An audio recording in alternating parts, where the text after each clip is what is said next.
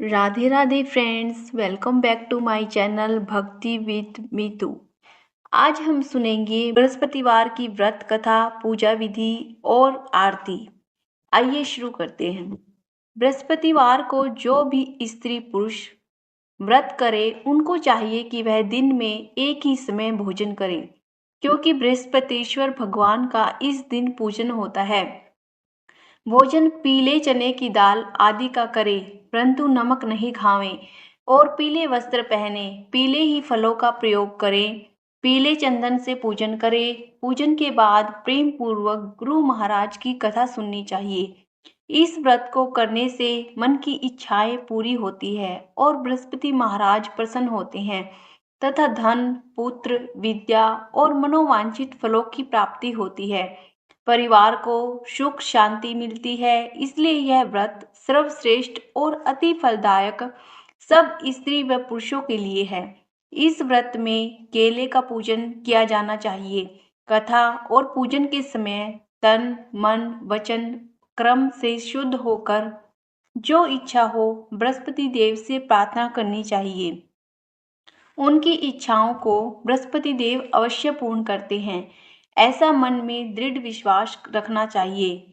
Friends, अगर आप channel पर नए हैं तो चैनल को सब्सक्राइब करके बेल आइकन पर ऑल पर क्लिक कीजिए, जिससे आपको आने वाली वीडियोस की नोटिफिकेशन सबसे पहले मिले। और अब आप चैनल को ज्वाइन भी कर सकते हैं। फ्रेंड्स, आपके एक लाइक से मुझे मोटिवेशन मिलता है आपके लिए और अच्छी कथा और कहानियाँ लाने के लिए। आइए अब सुनते हैं बृहस्पतिवार व्रत कथा। भारतवर्ष में एक राजा राज्य करता था। वह बड़ा प्रतापी और दानी था। वह नित्य गरीबों और ब्राह्मणों की सहायता करता था। यह बात उसकी रानी को अच्छी नहीं लगती थी। वह न ही गरीबों को दान देती, न ही भगवान का पूजन करती थी और राजा को भी दान देने से मना किया करती थी। एक दिन राजा शिकार खेलने वन को गए हुए थे तो रानी महल में अकेली थी। उसी समय बृहस्पति देव साधु के वेश में राजा के महल में भिक्षा लेने के लिए गए और भिक्षा मांगी। रानी ने भिक्षा देने से इनकार कर दिया और कहा, हे साधु महाराज, मैं तो दान पुण्य से तंग आ गई हूँ। मेरा पति सारा धन लुटाता रहता है। मेरी इच्छा है कि हमारा धन नष्ट हो जाए, फिर न रहेगा बांस और न बजेगी बांसुरी। साधु ने कहा, देवी, तुम तो बड़ी अजीब हो। धन संतान तो सभी चाहते हैं, पुत्र और लक्ष्मी तो पापी के घर भी होनी चाहिए। यदि तुम्हारे पास अधिक धन है तो भूखों को भोजन दो, प्यासों के लिए प्याऊ बनवाओ, मुसाफिरों के लिए धर्मशालाएं खुलवाओ। जो निर्धन अपनी कुंवारी कन्याओं का विवाह नहीं कर सकते, उनका विवाह करा दो। और भी कई ऐसे काम हैं जिनके करने से तुम्हारा यश लोक परलोक में फैलेगा।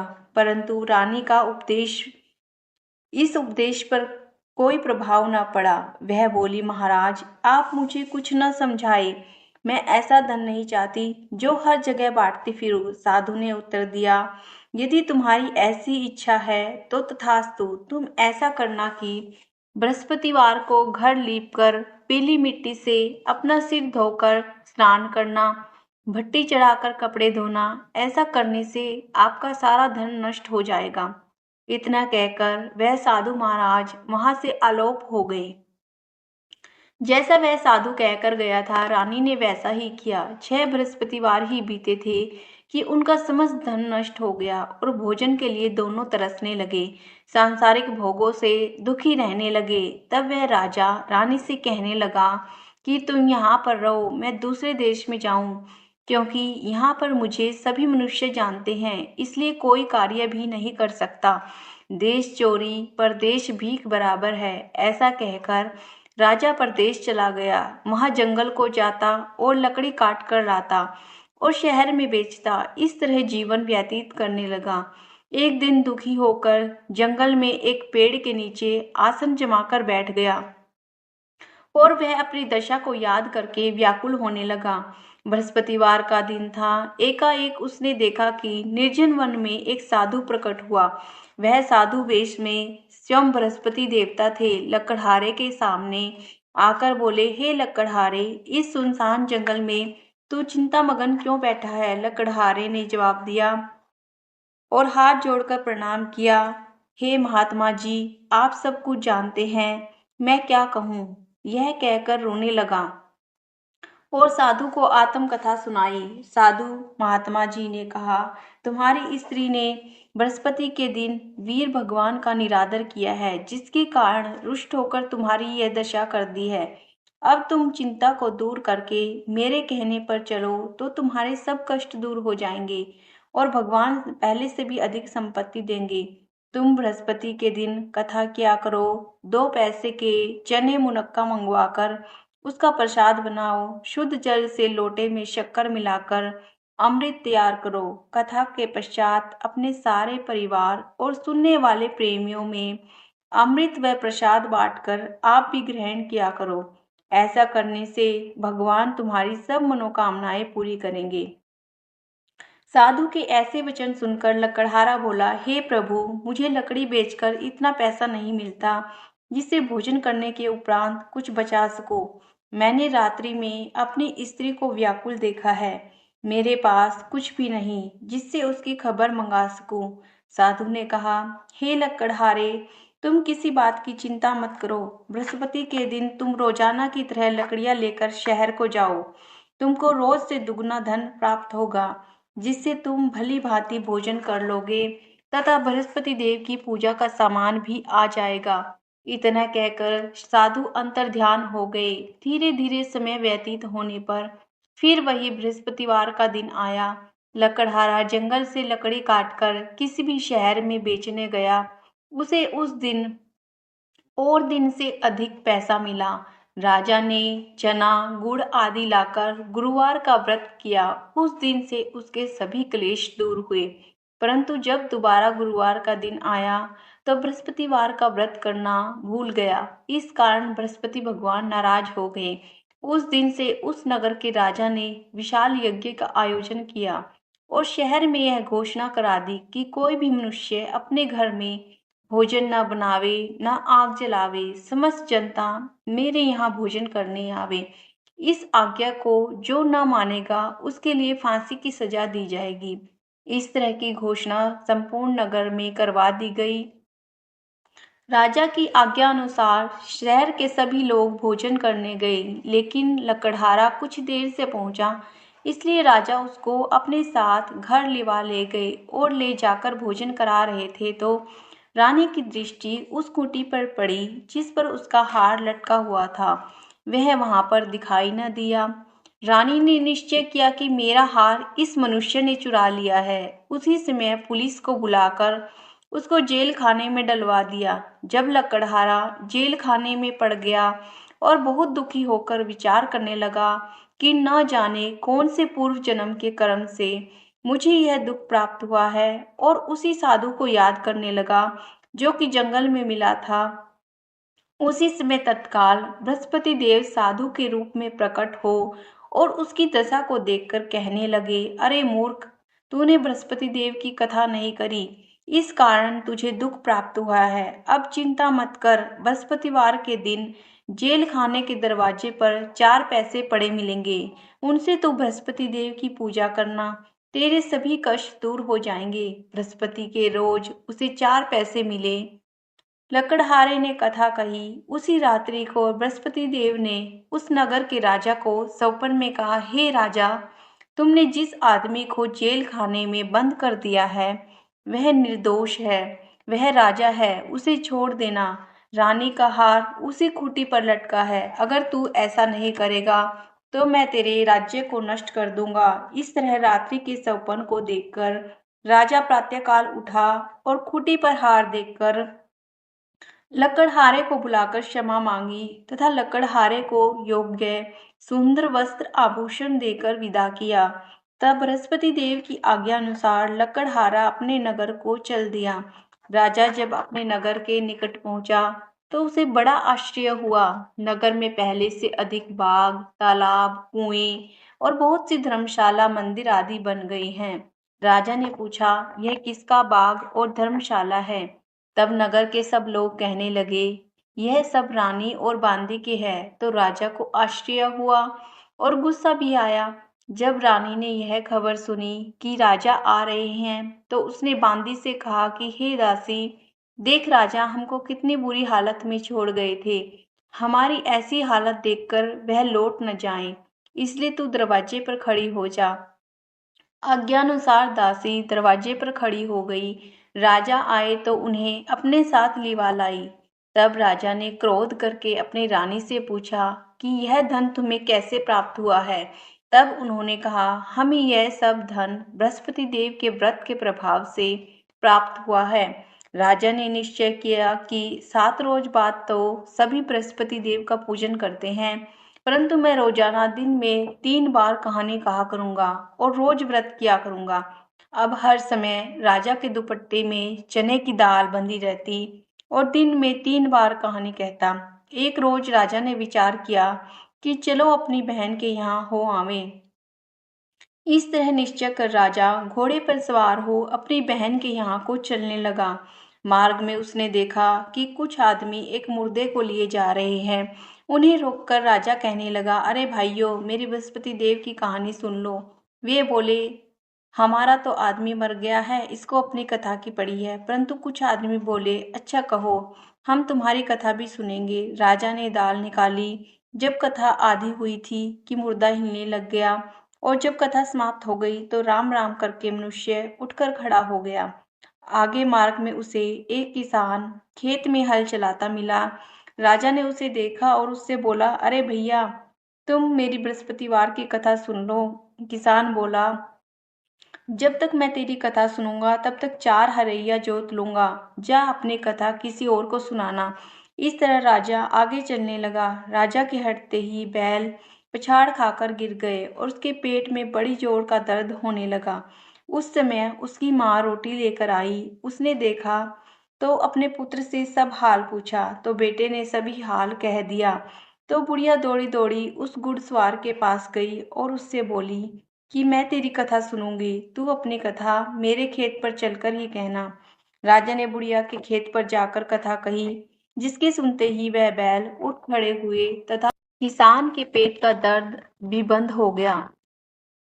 राजा अपनी बहन के घर पहुंचा। बहन ने भाई की खूब मेहमानी की। दूसरे रोज प्रातःकाल राजा जगा तो वह देखने लगा कि सब लोग भोजन कर रहे हैं। राजा ने अपनी बहन से कहा, ऐसा कोई मनुष्य है जिसने भोजन नहीं किया हो? मेरी बृहस्पतिवार की कथा सुन ले। बहन बोली, हे भैया, यह देश ऐसा ही है। पहले यहाँ लोग भोजन करते हैं, बाद में अन्य काम करते हैं। अगर कोई पड़ोस में हो तो देखाऊं। वह ऐसा कहकर देखने चली गई, परंतु उसे कोई भी ऐसा व्यक्ति नहीं मिला जिसने भोजन न किया हो। अतः वह एक कुम्हार के घर गई जिसका लड़का बीमार था। उसे मालूम था कि उनके यहाँ 3 रोज से किसी ने भोजन नहीं किया है। रानी ने अपने भाई की कथा सुनने के लिए कुम्हार से कहा। वह तैयार हो गया। राजा ने जाकर बृहस्पतिवार की कथा कही, जिसको सुनकर उसका लड़का ठीक हो गया। अब तो राजा की प्रशंसा होने लगी। एक रोज राजा ने अपनी बहन से कहा कि हे बहन, हम अपने घर को जाएंगे, तुम भी तैयार हो जाओ। राजा की बहन ने अपनी सास से कहा। सास ने कहा, हाँ चली जा, परंतु अपने लड़कों को मत ले जाना, क्योंकि तेरे भाई की कोई औलाद नहीं है। बहन ने अपने भैया से कहा, हे भैया, मैं तो चलूंगी, कोई बालक नहीं जाएगा। राजा बोला, जब कोई बालक नहीं चलेगा तब तुम क्या करोगी? बड़े दुखी मन से राजा अपने नगर को लौट आया। राजा ने अपनी रानी से कहा, हम निर्वंशी राजा है, हमारा मुंह देखने का धर्म नहीं है और कुछ भोजन आदि नहीं किया। रानी बोली, हे प्रभु, बृहस्पति देव ने हमें सब कुछ दिया है, हमें औलाद भी अवश्य देंगे। उसी रात को बृहस्पति देव ने राजा के सपन में कहा, हे राजा, उठ, सभी सोच त्याग दे, तेरी रानी गर्भ से है। राजा को यह बात सुनकर बड़ी खुशी हुई। 9वें महीने में उसके गर्भ से एक सुंदर पुत्र पैदा हुआ। तब राजा बोला, हे रानी, स्त्री बिना भोजन के रह सकती है, बिना कहे नहीं रह सकती। जब मेरी बहन आवे तुम उससे कुछ मत कहना। रानी ने सुनकर हाँ कर दिया। जब राजा की बहन आई और उसने यह शुभ समाचार सुना तो वह बहुत खुश हुई और बधाई लेकर अपने भाई के यहाँ आई। तभी रानी ने कहा, घोड़ा चढ़कर तो नहीं आई, गधा चढ़ी आई। राजा की बहन बोली, भाभी, मैं इस प्रकार न कहती तो तुम्हें औलाद कैसे मिलती? बृहस्पति देव ऐसे ही हैं, जैसी जिसके मन में कामनाएं हैं सभी को पूर्ण करते हैं। जो सद्भावना पूर्वक बृहस्पतिवार का व्रत करता है एवं कथा पढ़ता है अथवा सुनता है और दूसरों को सुनाता है, बृहस्पति देव उसकी सभी मनोकामनाएं पूर्ण करते हैं। भगवान बृहस्पति देव उसकी सदैव रक्षा करते हैं। संसार में जो मनुष्य सद्भावना से भगवान जी का पूजन व्रत सच्चे हृदय से करते हैं तो भगवान जी उनकी सभी मनोकामनाएं पूर्ण करते हैं। जैसी सच्ची भावना से रानी और राजा ने उनकी कथा का गुणगान किया तो उनकी सभी इच्छाएं बृहस्पति देव जी ने पूर्ण की थी। इसलिए पूर्ण कथा सुनने के बाद प्रसाद लेकर जाना चाहिए। हृदय से उनका मनन करते हुए जयकारा बोलना चाहिए। बोलो बृहस्पति देव की जय, भगवान विष्णु की जय। आइए अब सुनते हैं बृहस्पति देवता की आरती। ओम जय बृहस्पति देवा, स्वामी जय बृहस्पति देवा। छिन छिन भोग लगाऊं, छिन छिन भोग लगाऊं, फल मेवा। ओम जय बृहस्पति देवा, तुम पूर्ण परमात्मा, तुम अंतर्यामी, स्वामी तुम अंतर्यामी।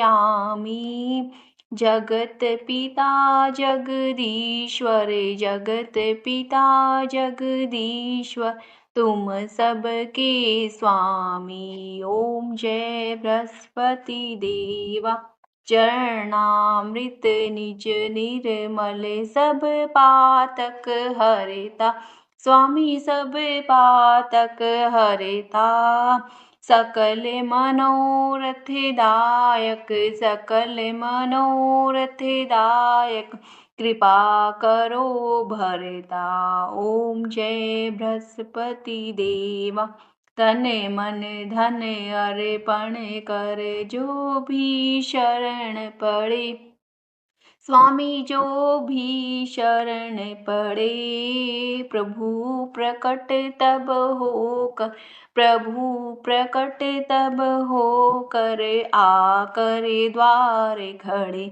ओम जय बृहस्पति देवा, दीन दयाल दयानिधि, भक्तन हितकारी, स्वामी भक्तन हितकारी।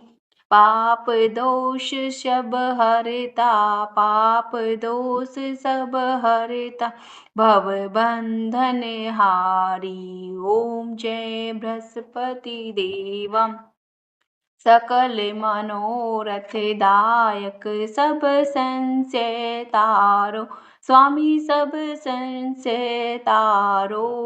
विषय विकार मिटाओ, विषय विकार मिटाओ, संतन सुखकारी। ओम जय बृहस्पति देवा, जो कोई आरती तेरी प्रेम सहित गावे, स्वामी प्रेम सहित गावे। ज्येष्ठानंद बंद सो, ज्येष्ठानंद बंद सो, निश्चय पावे। ओम जय बृहस्पति देवा, ओम जय बृहस्पति देवा, स्वामी जय बृहस्पति देवा।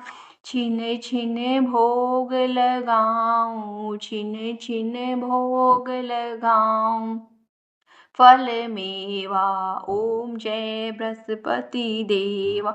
सब बोलो विष्णु भगवान की जय, बोलो बृहस्पति भगवान की जय।